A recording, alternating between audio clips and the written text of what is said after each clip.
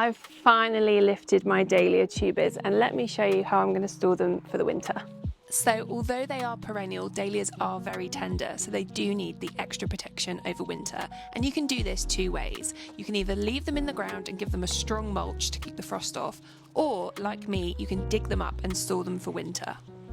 Once you've lifted your dahlias, you want to tidy up as much of the compost as possible. Now I'm going to try a couple of different methods. The first one being to wash it off using a hose, and then I'm also going to try brushing it off with a brush. For this one, I'm going to hose off any excess compost using this sieve and a bucket to catch the water, but you can also just use a dry brush to remove all of the compost too. Then once you've got them as clean as possible, you want to check them over for any sign of disease and remove any rotten tubers. Then I'm just going to dry them out for a week or so in a frost-free place. I'm using the garden shed, and here are two that I did earlier. This step is super important as you need to get rid of any moisture to avoid them going mouldy over the winter.